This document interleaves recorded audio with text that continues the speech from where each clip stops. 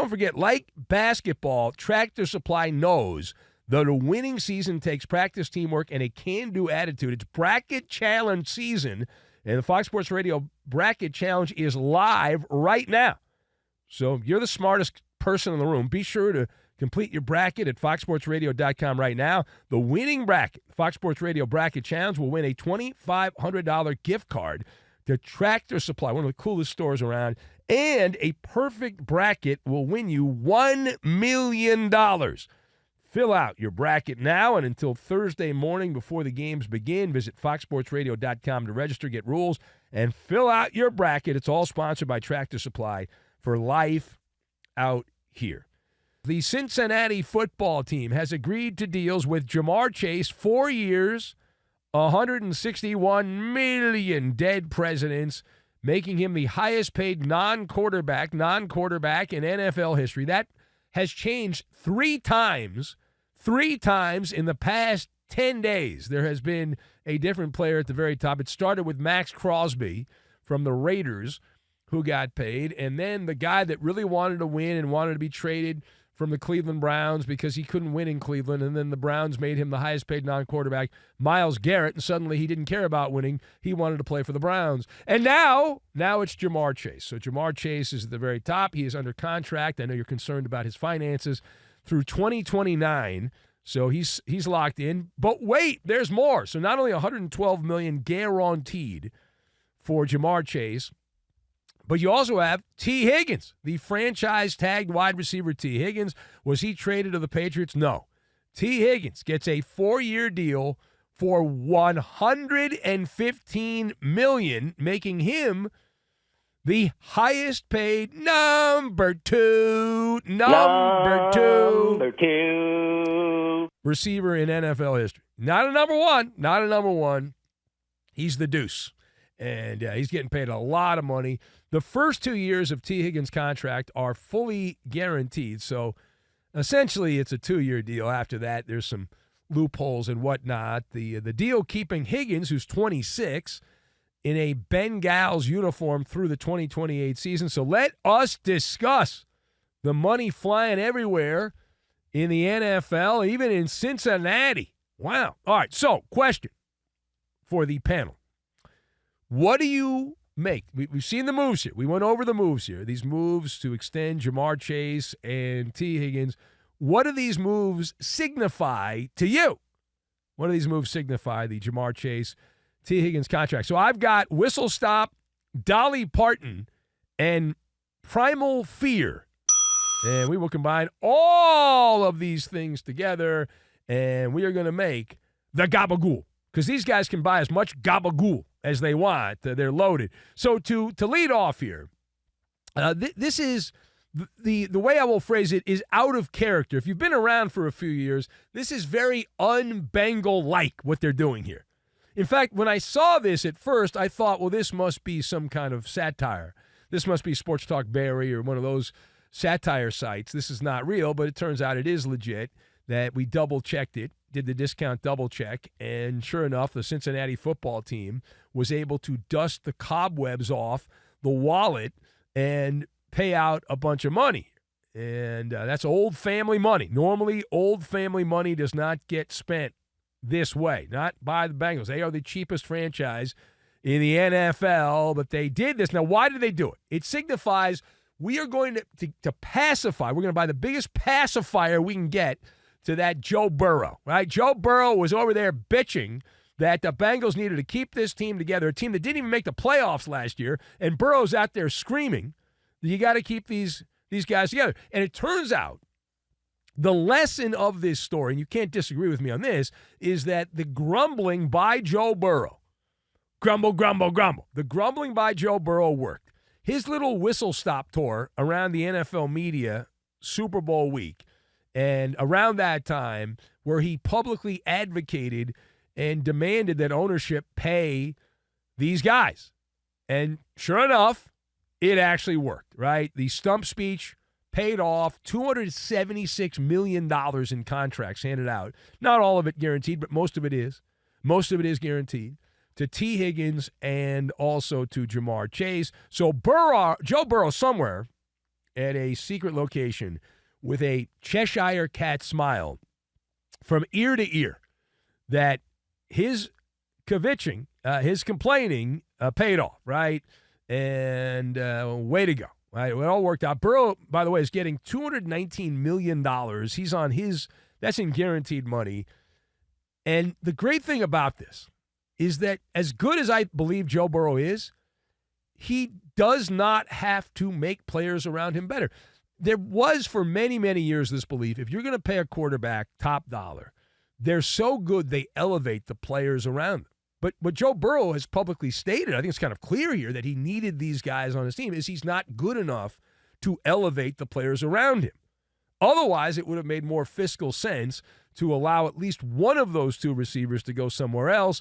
But what Joe Burrow is saying, hey, I'm not good enough as a quarterback, and so I have to have these premier receivers because I can't take a B-level receiver and turn them into an A-level receiver, and I'd be tremendously handicapped as a quarterback if I don't have these guys. And ownership agreed with him. The Bengals ownership's like, you're right. You're absolutely correct, Joe. You're not that good. And now you look around, and so you've got an absolute loaded offense. You'll continue to have that. You have an elite 1-2 punch right there at wide receiver. And the Bengals, with all those offensive dynamos, explosive players all over the field, and it's just wonderful. But yet, where else are they, right? You assume that the defensive star, Trey Hendrickson, will be traded at some point here soon. Can't imagine they'd sign him. If they were going to sign him, they probably would have announced it on Sunday night over the weekend and do everything at the same time. There was no announcement, which there have been some rumors the Colts are interested in Hendrickson. We'll see if that trade happens or not, but it'd be surprising at this point if the Bengals keep Hendrickson. They had a terrible defense last year, didn't make the playoffs. Now, furthermore, let's focus in. We're going to lock in our laser pointer on T. Higgins, because T. Higgins now the NFL's 9th highest paid wide receiver. Let me repeat that for those of you in the back of the room that are barely awake. T. Higgins, he's a wide receiver number 2, and T. Higgins, 9th highest paid receiver in the NFL. So that is a bitter pill to swallow. It is. Now, Higgins, here's the way I look at Higgins. Like, if I was the Patriots and I paid him that contract, that's justified. If I was the Chargers and I paid T. Higgins that contract, because he'd be my number 1. So that makes a lot of sense. But if I'm Kansas City, I would pay T. Higgins that contract. If I'm the Bengals, it's not my money. It's fine. If they want to burn money, you can do it. But from just a logical standpoint, if you already have the number 1 receiver and you're paying him the most money of any player not a quarterback in the NFL, at number 2, you put your 9th highest contract for T. Higgins. That is a tough one. That is a tough one. You had to make Burrow happy. Burrow complained, right? You had to make him happy. He had a hissy fit. And so you made Burrow happy.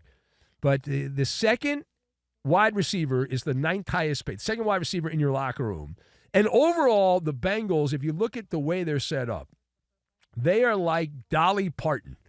The Dolly Parton of the NFL. They're very top-heavy, if you know what I mean. And Jamar Chase, T. Higgins, and Joe Burrow, the estimate is they're going to take up almost 50% of the salary cap. Now, I am a salary cap truther. I know that to be true, which means you can finagle the salary cap, and these contracts will be reworked in future years. And so there's some ways you can work around it.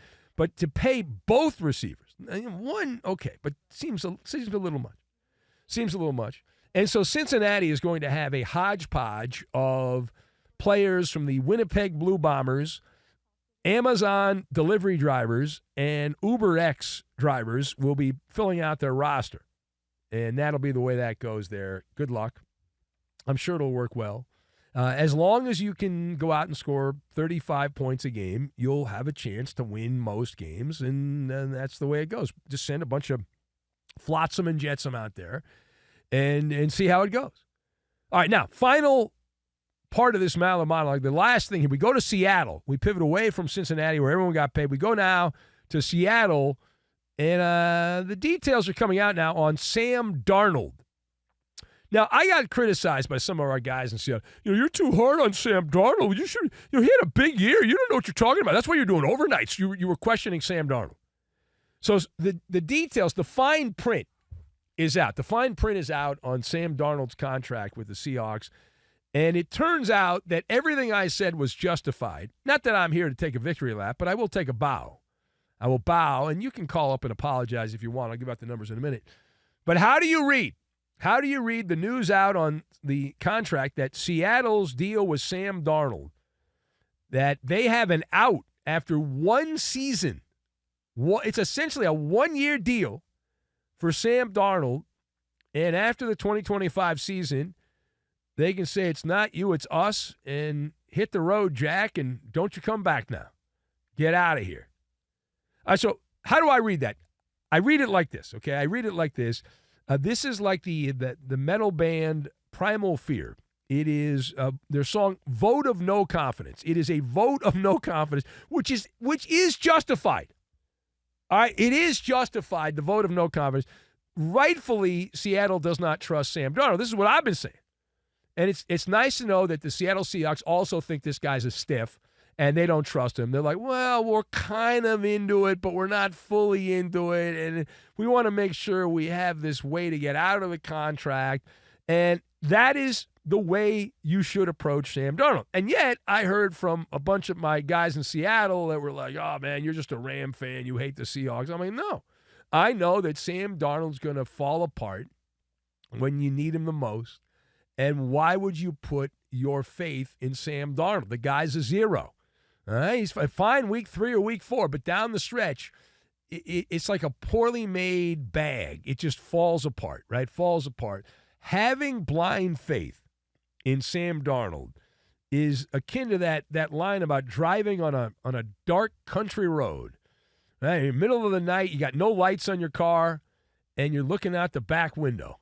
That is the chances of that working and the chances of Sam Darnold working are about the same. They're about the same. It'll work for a while, but the first time you come to a turn, you're going over the side of the hill. That's it. And Sam Darnold will earn $37.5 million in 2025. Good work if you can find it. However, the fine print, Sam Darnold's contract has all kinds of escape hatches, and the compensation after that does not kick in until a week after the Super Bowl. So Seattle can say, bye-bye, get out of here, you're a bum. And so a couple of weeks after the season, and Seattle won't make the playoffs next year, so then they have to decide whether or not they want to keep Sam Darnold around, or he goes back on the market and Seattle goes back and tries to find some other quarterback. But it makes a lot of sense. Like Seattle has an escape portal that they can go into, an escape hatch, and they can cut bait and go get some other jabroni to play quarterback. So it's essentially a throwaway year for the Seahawks. It's a we're not trying to win in 2025. I don't know why you'd buy tickets for the team. They're announcing they're not really into it.